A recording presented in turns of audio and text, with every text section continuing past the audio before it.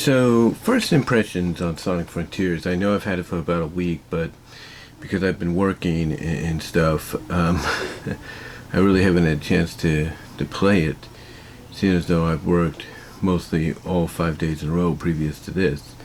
And then, of course, I'm going to be working tomorrow, Monday, Tuesday, and Wednesday, and I'm off Thursday, and then I work Friday and Saturday.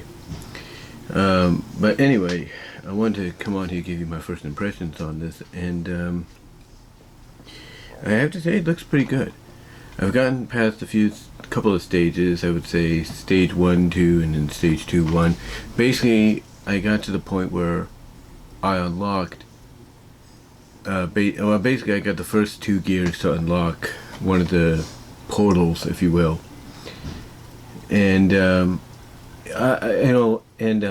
like the little concept, the little story concept we got here so far.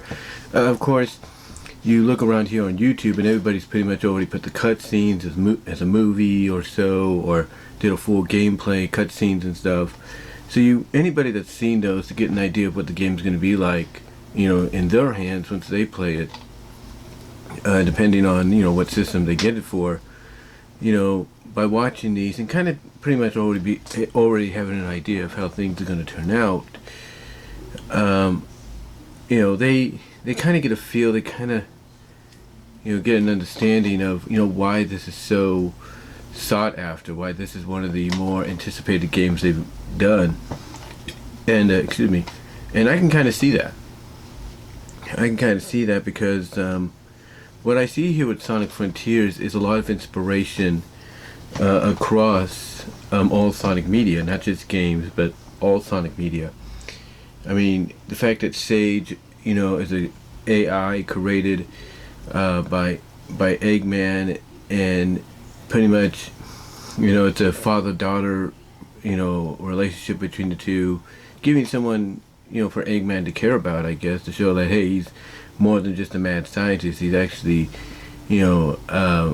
very caring, very, maternal, parental, I should say. And Sage does give off a little bit of Nicole vibes, she really does. Not necessarily Nicole vibes as, Nicole basically being, the way she was in the comics when she got her Link's form and all that. But basically she's always inquiring. She's like, what's your purpose and stuff like that. So I like the fact that Sage, in my opinion, I'm not alone in this, kind of has an inspiration given to her by the Nicole character from Archie Comics. Of course, people point out references like the "Let's Do It To It," which is a reference obviously to Sonic SatAM. But then, of course, you got the acknowledgement of other characters like Styx, Cream, Shadow, Rouge, Tangle. It's pretty cool to hear about. And it does kind of acknowledge that a lot of the events in other games take place, either before or after, or it just could be pretty much confirmation that if this is looked at as sort of like a reset, for the Sonic media, where now you're going to incorporate all Sonic lore into it.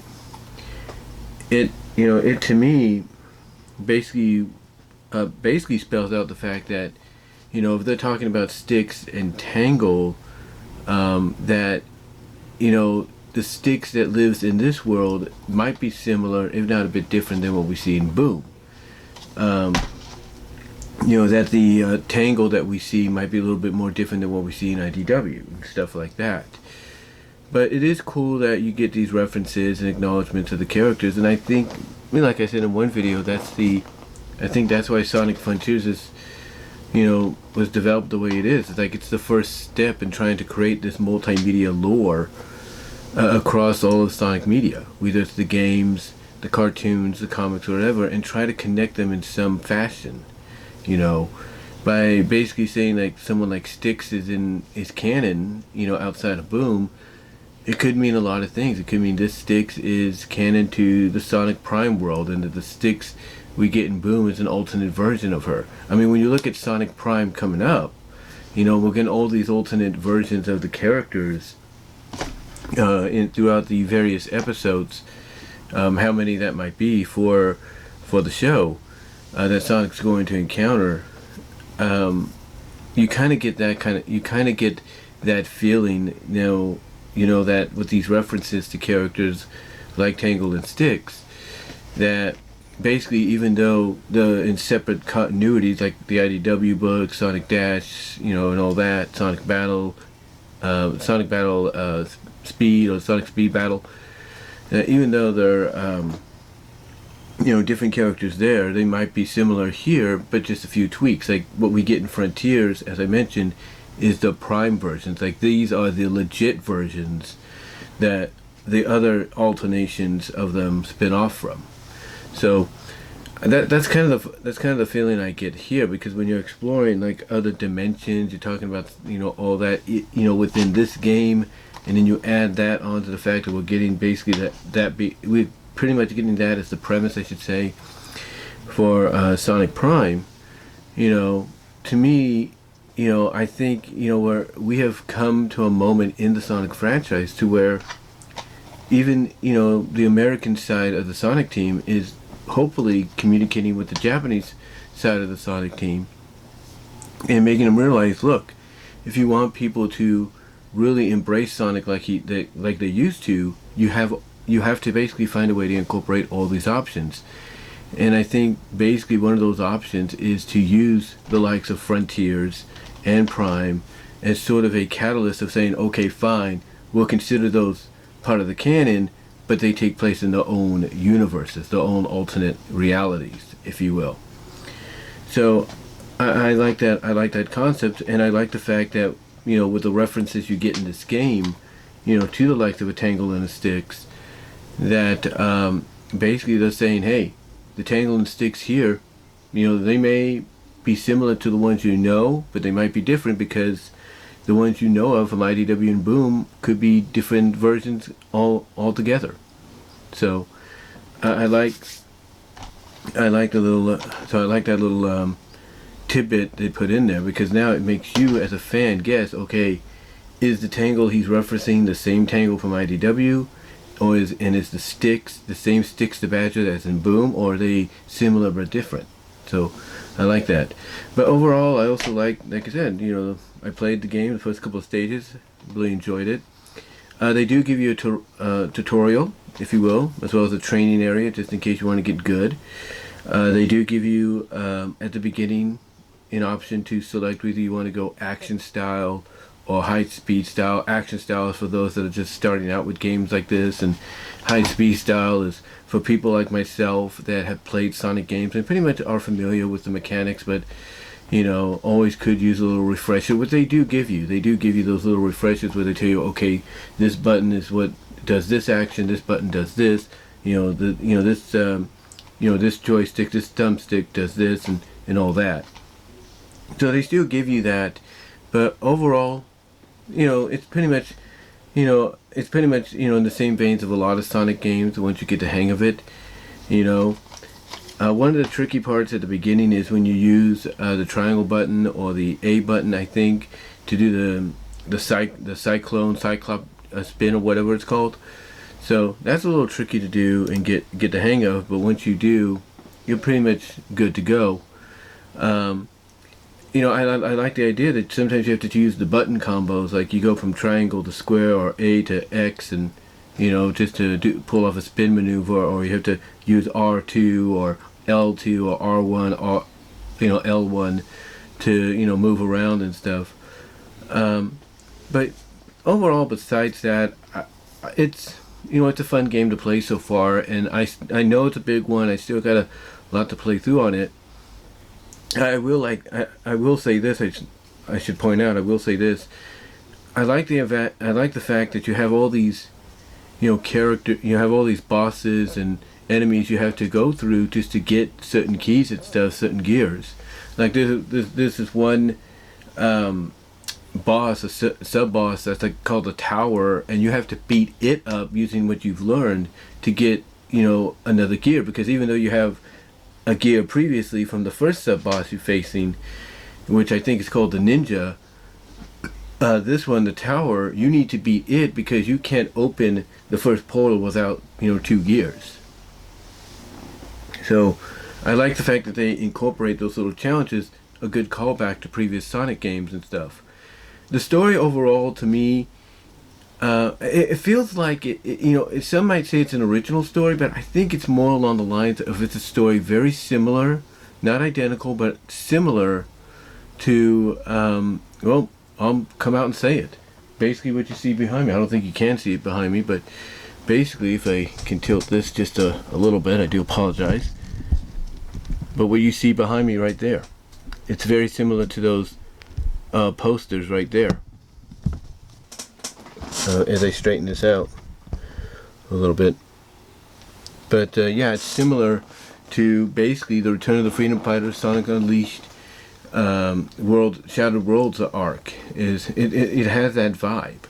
It has that vibe to it, with the fact that you have, Sonic having to save his friends. He doesn't know what's going on.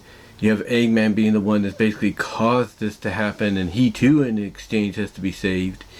So, so it's really to me a story that you could tell it got story elements inspired into it from the soft reboot retcon or reboot retcon of the Archie book, depending on how you view it, as well as some other stories as well, in the games and in the shows. So you kind of get that vibe, and you can also tell maybe it got a little inspiration from the Prime story as well that we're going to see on Netflix. Just with the different the realities, the dimensions kind of deal. But overall, I kind of get that vibe that a majority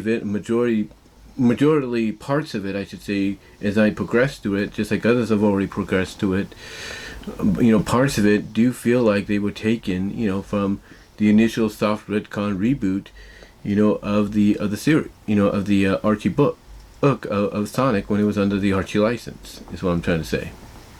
But overall, again, first impressions on the first, couple of stages played and stuff, I like it. The one thing that will get a little annoying, I think, is the loading. The loading does pick up a little at first, not at first, but as you play along the way, it does load up, afterwards, and everything a lot quicker. But when you initially play this, I do like the fact that you can play this right away, almost. But what happens is when you get into the first stage feature, or not stage, but the first saved feature after you complete the first stage, it basically makes you wait for, I'd say, almost 10, I wouldn't say 10 minutes, it all depends on your system, but it makes you wait for a bit before it, completely saves, because it's got to copy, the data, onto the game and onto the console, I think, so that, that way you can come back and, continue where you left off. So that's the only issue I have, is it takes a bit on that area.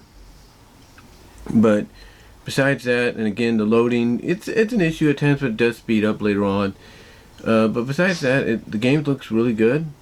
And again, I can definitely see a lot of elements from different Sonic media and lore incorporated into it, the story and all that, and the references. So, yeah, definitely plays like a fun game. It plays as an actual game, and feels like a return to form for Sonic in the eyes of a lot of folks. It definitely has that vibe to it, and I can't wait to see what else I'll be able to unlock and play through as I play the game myself, even though, as I've mentioned, people already here on YouTube have done full gameplays, along with basically recording and editing out the movie sequences, the cutscenes and all that to make it a movie, I should say. But doing the full gameplays with the with the cutscenes incorporated. Besides a lot of people doing that already and pretty much giving us an idea of what we're in store for a lot of us that are going to be playing it for the first time like me, or are playing it for the first time like me.